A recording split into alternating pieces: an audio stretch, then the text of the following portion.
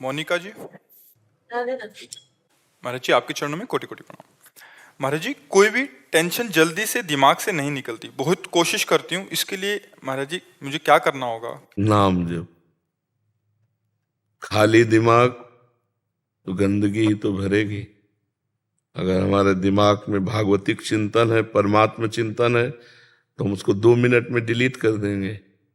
नहीं तो जीवन भर आदमी जिसने गलत कभी बोला और सामने पड़ेगा तो जीवन भर कोई कोई द्वेष बनाए रहते हैं। विवेक तो वही कि एक क्षण में द्वेष को नष्ट कर दो और आनंद पूर्वक भगवत चिंतन में लगो। अगर भगवत चिंतन नहीं तो दूसरा कोई उपाय नहीं, आप ये पक्की बात समझ लो।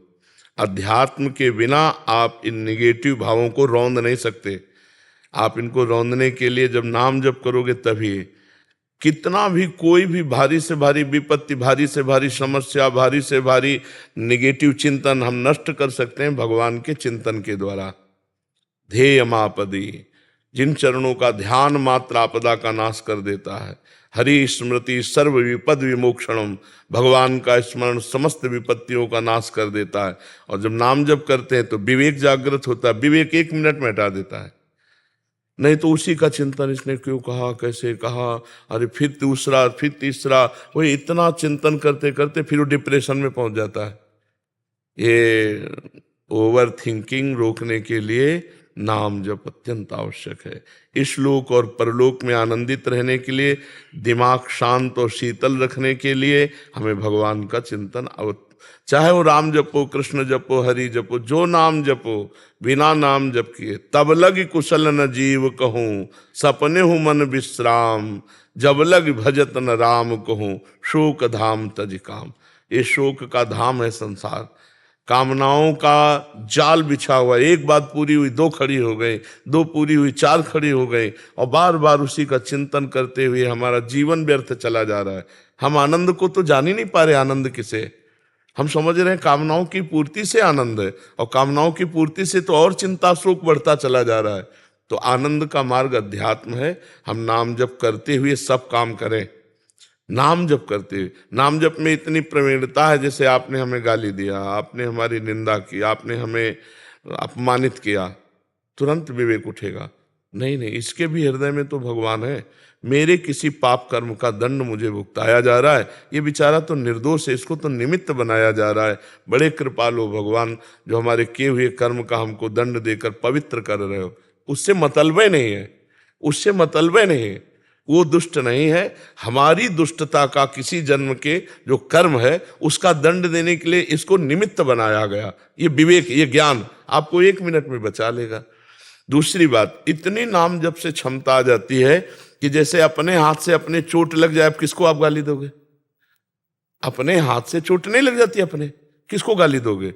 अपने दांत से जबान कट जाए, किसको गाली दोगे?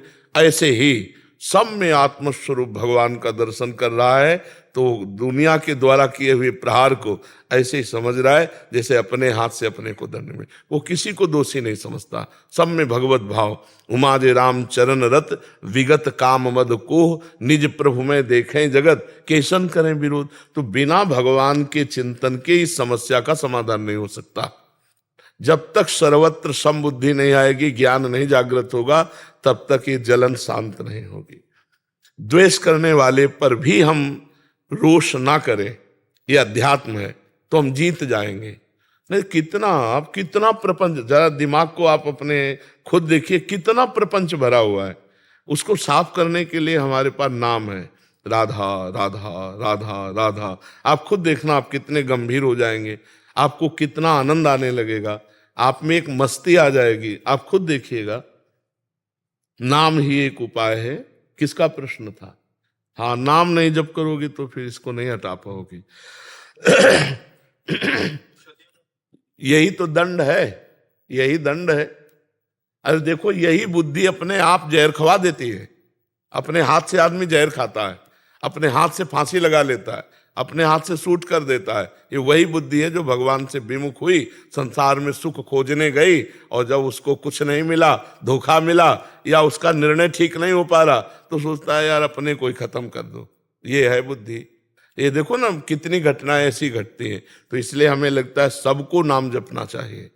गंदा भोजन छोड़ो, गंदा पेय पदार्थ छोड़ो, गंदे आचरण छोड़ो, नहीं तो तुम्हारी दुर्गति हो जाएगी। आज हंस लो हमारी बात पे, girlfriend boyfriend live in relation, आज हंस लो हमारी बात पे कि बाबा जी ऐसी बात करते हैं, ये क्या जाने।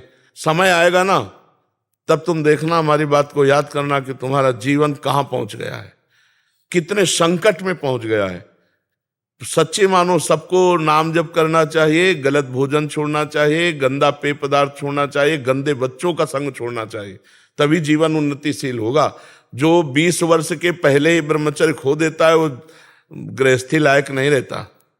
समय आने पर देख लेना, एक अच्छा सदगृहस्थ जीवन निर्वाह नहीं कर पाएगा वो। तो आज हमारी समाज बिगड़ती चली जा रही, खान पान बिगड़ते चले जा रहे हैं।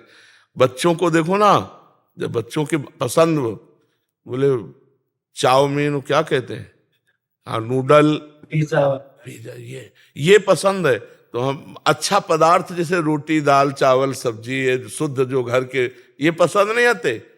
बहुत संभल करके भोजन, बहुत देखो, जैसा खाओ अन्न वैसा बने मन, जैसा पियो पानी वैसी बने वाणी, जैसा करोगे संग वैसा चढ़ेगा रंग।